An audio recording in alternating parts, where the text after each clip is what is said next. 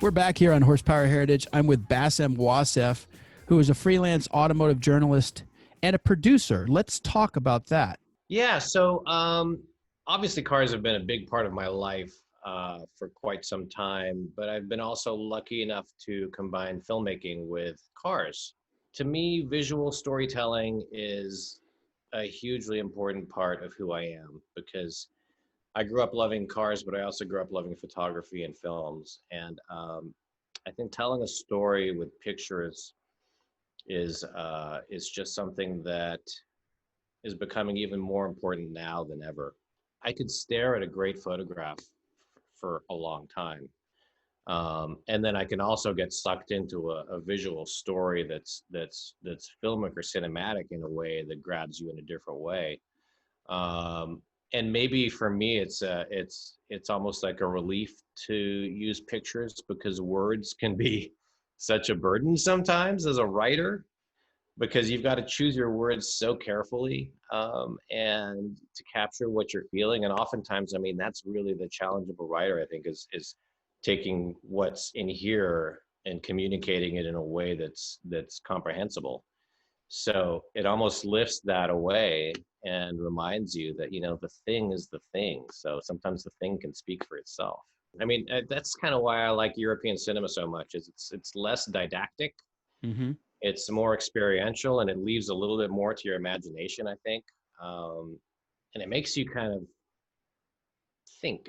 It sets the mood out there, but it's not so boom, boom, boom. And don't get me wrong, like a great Hollywood movie is like a thing to behold. I mean, it's magic, it's just different. I think that's what's so great about Tarantino in one respect. By the way, have you seen Once Upon a Time in Hollywood? Oh yeah. I was warned by several people before I watched the movie that, well, yeah, I just don't just take it with a grain of salt. It's really long. I got so into it. I felt like I was in Hollywood during that era, in the midst of it, not in a hurry to get the plot here to there. I really enjoyed it. And I think the thing about Tarantino was after, what was it, Inglourious Bastards, or, just after you realize that he's taking complete liberties with history, once you're prepared for that, you're like, okay, I can let it go. I can just enjoy this for what it is. I really enjoyed the characters. I really enjoyed the mood. And yeah, that's not how the story ends in real life, but if you're prepared for that, I became okay with it. Let's put it that way. Yeah, you're right. You just have to give up your expectations and your prior knowledge of historical events and just sit back and enjoy it. Yeah. I love the fact that movie is absolutely chock full of references. I mean, in virtually every frame, there's some kind of pop culture or historic reference to old Los Angeles. Mm-hmm. And also, that movie's convinced me more than any other that Tarantino is a car fan. Oh, definitely. I mean, there have been several articles written on the cars in that film, and they're so great. And it's just car spotting in any of his movies, but especially this one. You're looking around and you're seeing all these great cars and the characters and what they're driving. And yeah, it's good stuff. Yeah, actually, the cars are characters, and that's also true in Pulp Fiction, by the way. Now that I'm thinking more about what I just said, I think it was obvious years ago that Tarantino was a huge car fan. But for example, John Travolta's Malibu in Pulp Fiction. Wasn't Tarantino's personal car? I think that was his car. Yeah. Yeah. Malibu. Yeah. And it's funny because he's not like a car collector, and he's had that car forever, and I think he still has it. And I think it's maybe the only car he owns, or one of the only cars he owns. And yet he uses that vocabulary in movies to move the plot forward. I love that. I'm going to have to do further research on that. I've got to ask you about the unveiling of the Tesla Cybertruck last fall, because you were there. Yeah. And you've ridden in the Cybertruck. Mm-hmm. What were your impressions? It's really fascinating. The experience, to me, it's fascinating. The experience of being in the room there had a complete dichotomy for me from where I was standing, because the way Elon Musk sets up these unveilings, this was in his design studio. the floor of the event was all enthusiasts. It was Tesla club members, it was owners, it was people who you would think that they were being paid to be there because they were so pumped up. And anything he said was met with, ah, it was just this incredible energy. You felt like you were at a rock concert. It was precisely like the unveiling of a new iPhone. Yeah, like the biggest, best iPhone ever. And then they had the rafters in the back where all the journalists were. So we're back on the rafters with sort of an elevated but sort of removed distance-wise view of him on stage. So we're still not that far away, but there's a definite difference between us and the people on the floor. And so hearing that energy, but then hearing the banter of the people around me, all of my colleagues, it was a real dichotomy because there was a lot of skepticism on the, there's a lot of like, oh God, look at that thing. Oh. And then when they're trying to demonstrate the glass and it broke, it was like the people on the floor were like, okay, yeah, anyway, what else? I mean, the whole room was a little bit aghast, but it was such a dichotomy, And then when like he was announcing like the torque figures and the towing capacity, you could hear the back of the room go, like really? But the energy was so different up front. And then everyone kind of when the presentation's done, everyone siphons out to the parking lot to get rides in the thing. So we're all mixed in together. And all the journalists are like, can you believe this? Oh my God, because we just came off the LA Auto Show and, we're so used to mainstream cars and mainstream presentations that are canned. It was like, information overload here. And everyone on the floor, a lot of people on the floor were sitting there literally putting their order in for the truck because they set off the order list right after the event was wrapped up. So this whole like duality is happening around me, and then we're all getting rides in the truck. It was an incredible circus. He puts on a great show. Circus is exactly the right word, and I don't mean that as a criticism. People are still debating whether the glass breaking was a put on or not. What did they mean for it to break? Because the headlines that they got from that stunt, I mean, that was millions of dollars in PR. I can't imagine he meant it though, I mean, he likes to keep people guessing. I tend to agree with you that was unintentional, but it certainly worked out for them. Yeah, I think in retrospect it was unintentionally or intentionally or whatever brilliant because, like you said, I mean, think about the tens of millions of dollars the car makers spent just before that for the LA Auto Show. Whining and dining and big flashy presentations and putting people up from all over the world to attend the unveil and then go to the next unveil that's 8 minutes later at the next stage at the show. All that got lost in the mix after the Cybertruck. That's all people were talking about, and mainstream media was talking about too. Totally. Basem, putting aside all of the hype and the scene, the circus, how about the product, or the prototype, I should say, because it's not really a product yet. But what is the Cybertruck like? Because I tell you what, I'm one of those people who I would have one in my garage. Give me the triple motor. Yeah, we talked about this briefly, and I think it looks just cool enough and weird enough to want. And my wife, like 2 weeks after the event, like literally one morning, she woke up and the first thing she said was, "I dreamed about the Cybertruck." Like what else? What other car in recent memory has done that to you? It's the shock of the new. And when I saw it for the first time, it took some time to process because it doesn't even look like a truck. There's a lot of leeway I'm going to give it based on my initial impressions because I know it's such an early build. It's not even really a build; it's a prototype. So yeah, some of the panel gaps were big, and there's some weird construction in it. I'm really curious to see where it evolves and what it goes into, and if it will be something that is as good as people hope it is. Because I mean, I think there's one thing that you can say about Elon. It's like you don't want to underestimate the guy, and people have made careers out of trying to underestimate him, and then him going out and figuring out a way to make it work. And let alone all of his space stuff, all the other stuff he's doing. It's like the guy is the guy has a history of doing things and figuring out how to make them happen when they seem impossible. So some of the criticism that I've read of the Cybertruck is kind of from the layperson's point of view, where I'm a tradesman, I hang drywall, whatever. I need a work truck, and that thing is not a work truck. And I tend to agree with them, but I also don't think it's aimed at that segment of the market. Elon knows full well that most of the full-size trucks that are sold in the United States are not sold to tradesmen. They're sold to families who need a big family hauler. They're not going to have a bed full of tools and materials. They're going skiing. They're going on vacation, or they're just hauling the kids to soccer practice. and I mean, we're talking about the pragmatics of building cars and what you need to do. If you try to target Ford, Ram, all of these Chevy, all these massive truck makers who have been doing it for so long and have dialed it in and have made it cost effective and have made them the numbers 1, 2, and 3 selling top cars in the US, what's the point? Mercedes-Benz tried to build a pickup truck, and they're Mercedes-Benz, and they just announced they're abandoning it. Never made it to the US anyway, but they were selling globally for a little while. It's like, you can't beat Ford, Chevy, and Dodge at the game. You've got what they're defining as the game. You've got to go left field and make something that people want for a different reason.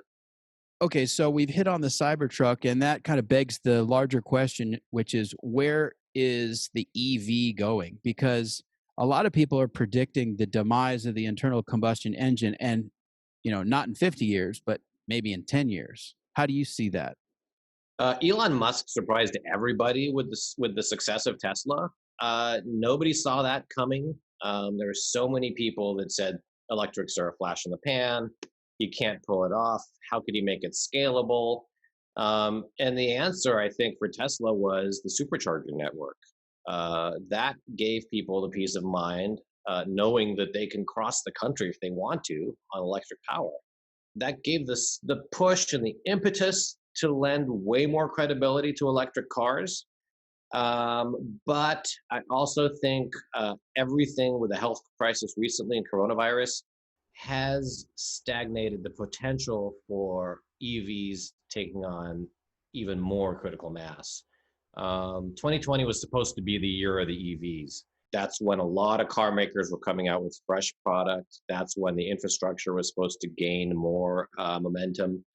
And it's not that that's not going to happen, but I think the fact that there's a glut of cheap oil now, that there's oil tankers parked off of coasts full of oil, that oil providers are actually paying people to buy their oil because they don't know what to do with it. The people that have gas engines and are interested in gas engines, combined with the fact that the government has been rolling back EPA standards and requirements and kind of giving a cold shoulder to electrics, I think is going to prolong that transition period. There will be a transition period. I think there's definitely a future in which internal combustion is waning and electric is climbing. It just makes a lot of sense from an engineering point of view. It makes a sense from efficiency. Battery technology is improving to the point where range is going to be less and less of an issue. Recharge time is going to keep dropping.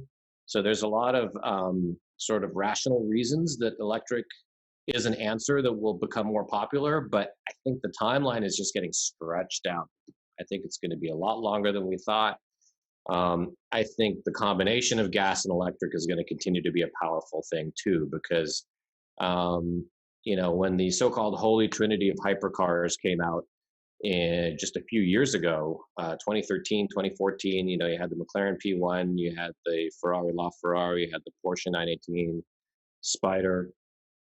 There was this shockwave of belief system that gas was the only answer, getting burst and lending more credence to hybrids, sexy hybrid hypercars. Who doesn't want that? And if some of that can trickle down into my family sedan, great.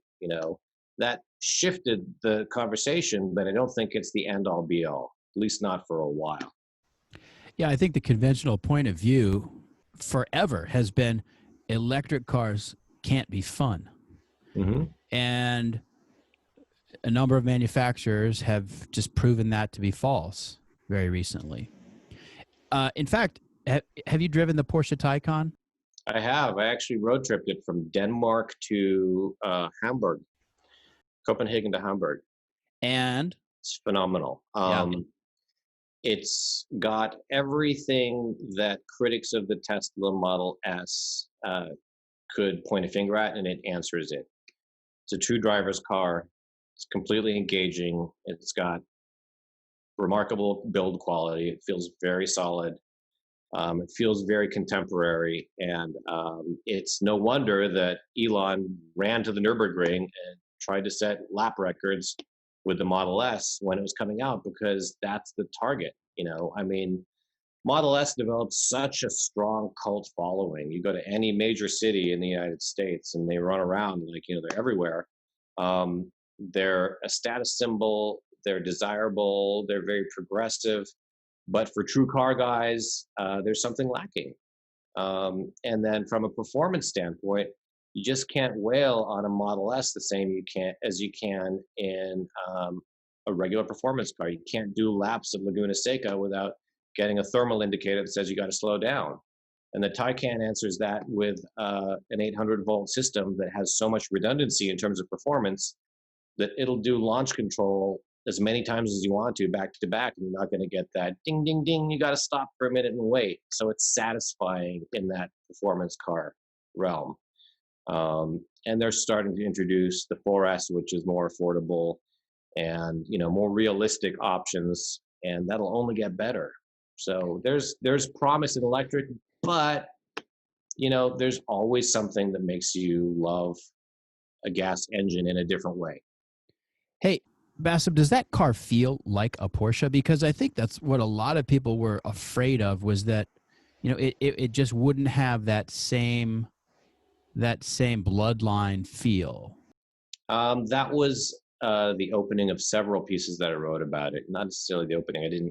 I buried the lead a little bit, but I think the real differentiator is that you have this DNA that's built into the car that ultimately you're not sure where it comes from, like just the way, right when you do that initial turn in a corner, the way the steering feels, the way the throttle responds, the way the chassis settles into a corner, it feels like a Porsche. One criticism I will give to the Taycan is that I wish it had one pedal driving. I wish you had really heavy regen, so when you lift it off of the gas, it was like hitting the brakes. It's almost like Porsche was a little bit stubborn on that one point, and they said, "Well, we're Porsche, we don't do that. One pedal driving is not for us."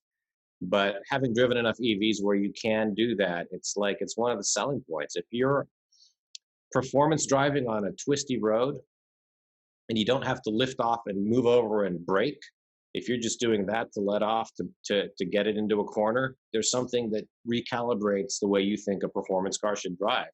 It's a great thing. And they'll get there, They're like 99% of the way there. Could this be analogous to engine braking? It's exactly like engine braking, but yeah, you lift off of the gas, and then you're effectively slowing the car down. So you're treating the gas pedal like a rheostat. So Right. If you want to slow down, it's not that you lift completely off. It's that it's almost like you're bleeding the brakes off and setting up for a corner. Think about gas in reverse. So you're doing this and then doing this without having to lift the pedal. Gotcha. Well, hey, I'm interested in your thoughts on the new Land Rover Defender, which is a totally different animal from Tesla or a Porsche Taycan, but a lot of the old guard Land Rover guys were not happy with the unveiling of the new Defender, and it's referential, but it just seems to lack a certain character. Now, in fairness to the new Defender, we're talking about a character that was 75 years in the making, and you can't start over and expect it to have that same excitement. The other thing I'll say is that Land Rover is, like every manufacturer, required to design and build cars based on a lot of new regulations, whether they're safety regulations, impact regulations, or fuel efficiency. So Having said all that, what were your impressions of the new Defender? I understand you were one of the journalists who went to Africa to test a fleet of 110s and 90s, correct? Yeah, we drove 110s in Namibia, and we did some pretty remarkable terrain. We covered some very challenging off-road situations. We were in very remote places. We were far from any kind of aid.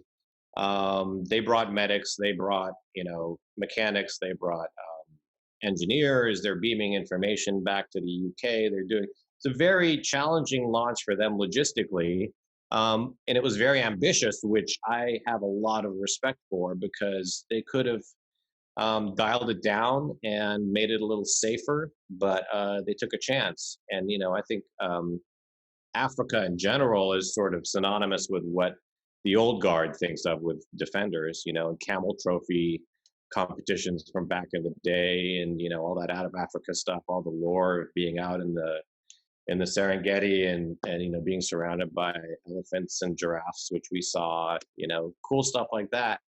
But about the vehicle, it really proved itself to be capable, and it ticked all those boxes. It was really pull us out of some sticky situations. I did get stuck in the mud once, but that was really a function of the mud being up to here. There's a certain point where you do need a tow. That's going to happen. It's not really the car's fault. I mean, we were crossing rivers that were pretty deep. But on the design front, I think that's where the conversation gets really interesting. Because I was one of those guys who saw it the first time. I was like, I wanted a little more punch, because old school Defenders are such a unique visual impact that they give you. Their charm is just how crude they really are. Yeah, all the sharp corners, the big round headlights and the boxiness and the sharp shoulder, and then the sharp greenhouse. I love that design, and I don't want to pretend like I'm a designer, because I'm not, but I do appreciate good design.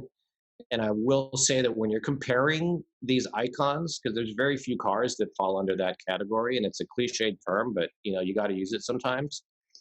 Ford Mustang is one of those. Porsche 911 is one of those. Jeep Wrangler is one of those. Mercedes G-Wagon is one of those. Look at the last one, G-Wagon. I think the current G-Wagon it hits it out of the park, because it looks like a G-Wagon.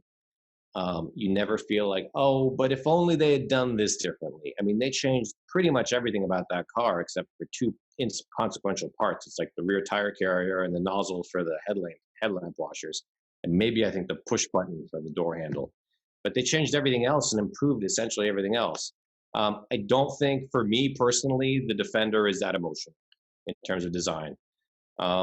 Jerry McGovern loves to put his own imprint and modernize, and he's very modern focused. And there's nothing wrong with that as a designer.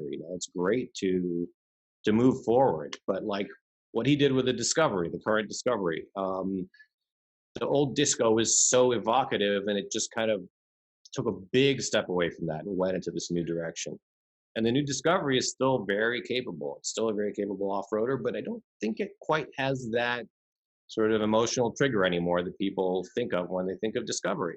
So yeah, the new Defender, for me, I would have to spec out in a very particular way to get it looking unique enough for me to feel like when you walk away from it, you look over your shoulder, you're like, yeah, Right. I'd have to kit it out quite a bit, and very car geeky stuff. You got to go for the steel wheels, the modern alloys. I want the snorkel. I want that safety box in the back where you can put your emergency kit that's waterproof. You want the step ladder that goes up. You kind of have to do all these things for me to be like, okay, yeah, I could rock it. Right. Well, I think that what it's going to take for the new Defender to really become loved is we're going to need to see them get some bumps and bruises. We're going to need to see them doing work and getting beaten up. And even fairly new Range Rovers are entering that phase of their existence where, they're at the bottom of their depreciation curve, and people are taking chances with them that new ones just don't see, in terms of off-roading and everything. don't be fooled by the luxury high-end appeal of Land Rover products, because under the skin they are incredibly capable vehicles. They are world class, and I don't think anybody would argue that point. 100%. I mean, one of my first professional exposures to the brand involved an adventures trip to Moab, and driving the Discovery, driving the full-size Range Rover in Moab. Uh, we were surrounded by the Jeep crowd that was very hardcore about, you know, look at these guys, they're fancy cars, they're so shiny, and these guys have, like, onboard welding capabilities on their cage built like Jeeps that have like fully articulating suspension, and they're all out. And when we passed through some of this stuff, they couldn't believe it. They were like, whoa, they were genuinely surprised. And that to me is where the brand should be, like surprising capability.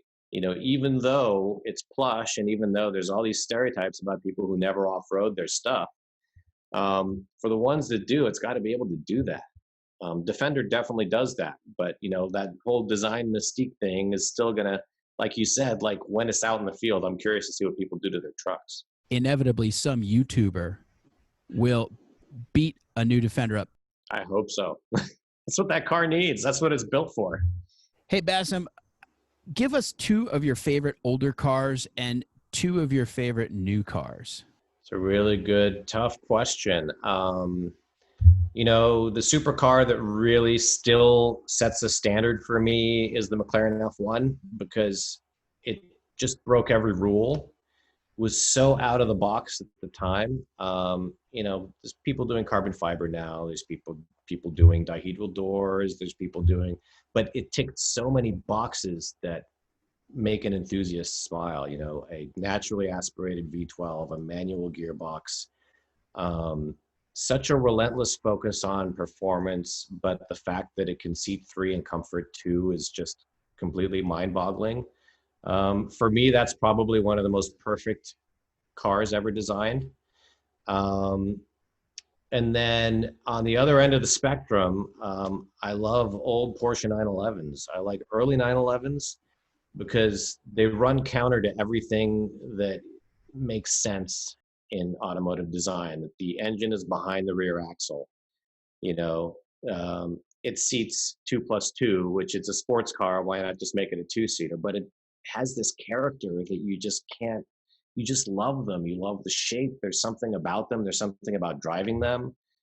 They're not the most perfect cars, but the character is something that's really evocative. Two of my new picks. That's a really good question. Without taking the easy choice and saying the latest, greatest 911, because I have a thing for 911s. I love them. It's not the most advanced car right now, and it's just about to be discontinued. But I've always had a thing for the Bentley Mulsanne, because it is one of those cars that is weirdly rooted in tradition and history, but it's just kind of one of those big evocative sedans with big round headlights. It has the 6.75 liter V8 that's been in production since God knows when. It's one of those super sleds that, maybe someday on the far end of the depreciation curve I can pick up. I just love that car. It's just a big badass sedan. Another modern supercar, another modern car that really does it for me. Ooh, it's a really tough question. How about BMW? Are you a fan? BMW kind of lost me along the way. I was a big BMW fan when I was younger. I had a 635 CSI that I loved. I had an E30 3 Series that I loved. And they were real driver-focused cars. They were true driver-focused cars. And somewhere along the way, they still make 1 or 2 driver-focused cars, but they've focused so much now on making everybody happy that I don't feel like they have fulfilled their ultimate driver, ultimate Driving machine. Driving machine. Thank you. Promise in a way. And they need to do more racing, more sports cars, more of that stuff to get the enthusiasts really kind of satisfied. I'm going to take it back to Porsche. I'm going to say a new 911. Because if I had to go and spend my own money, I would probably get one because they have just nailed the formula.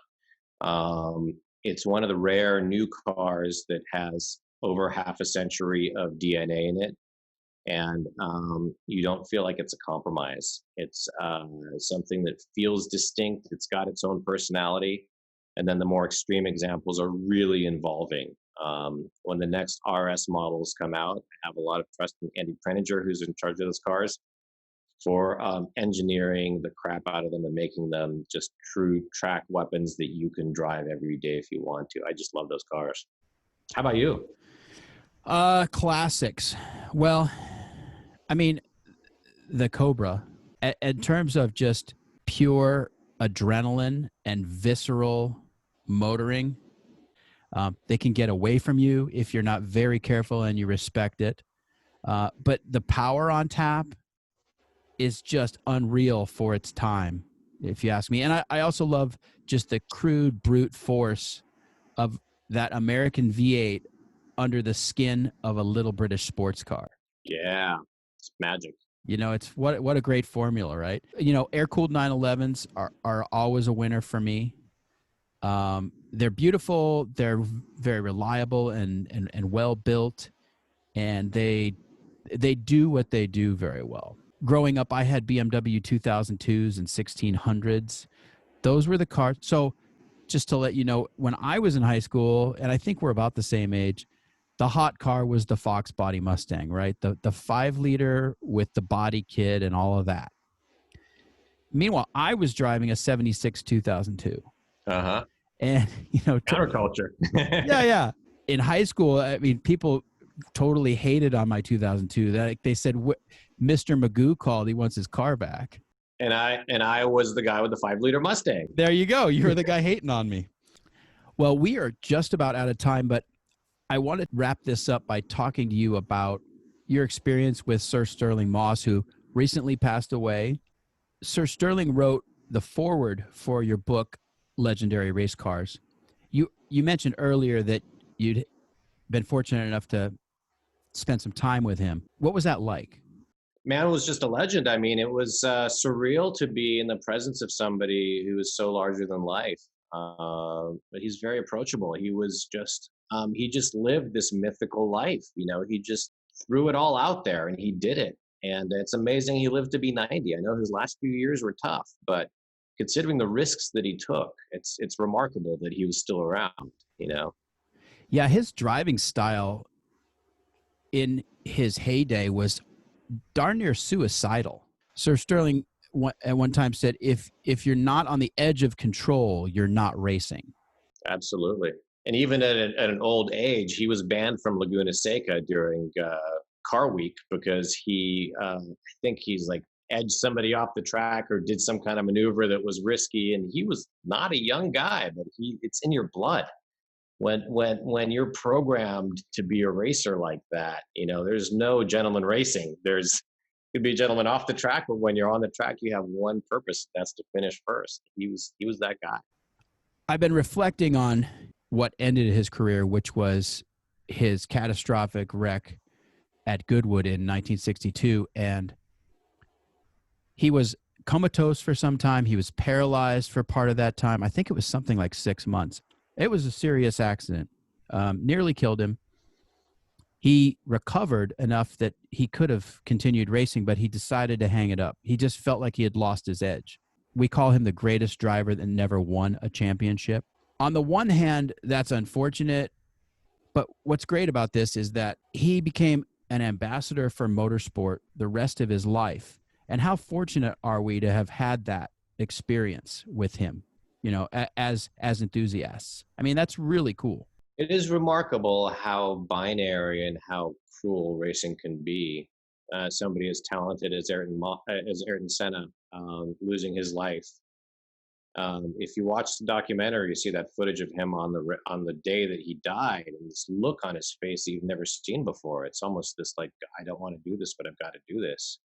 And you know, your mission is to win, and if you don't pursue that mission, you're not a racer. It's so simple, but it's so sad when a great like that is lost. And, the fact that he escaped death is one thing, but the fact that he was around, like you said, for decades to be an ambassador to the sport, well, that's one hell of a silver lining. Absolutely. It sure as hell beats the alternative.